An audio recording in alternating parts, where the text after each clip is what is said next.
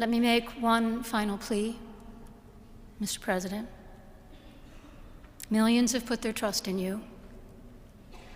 And as you told the nation yesterday, you have felt the providential hand of a loving God. In the name of our God, I ask you to have mercy upon the people in our country who are scared now.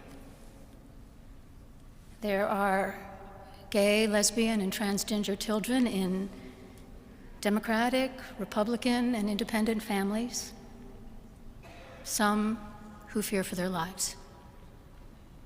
And the people who pick our crops and clean our office buildings, who labor in poultry farms and meat packing plants, who wash the dishes after we eat in restaurants and work the night shifts in hospitals, they may not be citizens or have the proper documentation, but the vast majority of immigrants are not criminals. They pay taxes and are good neighbors. They are faithful members of our churches and mosques, synagogues, wadara, and temples.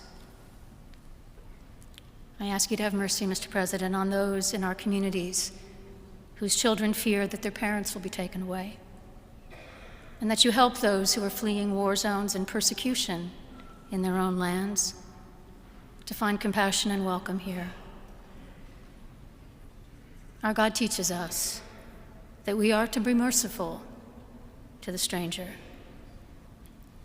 for we were all once strangers in this land. May God grant us the strength and courage to honor the dignity of every human being, to speak the truth to one another in love, and walk humbly with each other and our God for the good of all people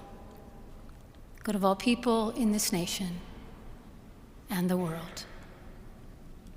I am a person of faith, surrounded by people of faith. And with God's help, I believe that unity in this country is possible. Not perfectly, for we are imperfect people and an imperfect union, but sufficient enough to keep us all believing in and working to realize the ideals of the United States of America, ideals expressed in the Declaration of Independence with its assertion of innate human equality and dignity. And we are right to pray for God's help as we seek unity, for we need God's help, but only if we ourselves are willing to tend to the foundations upon which unity depends.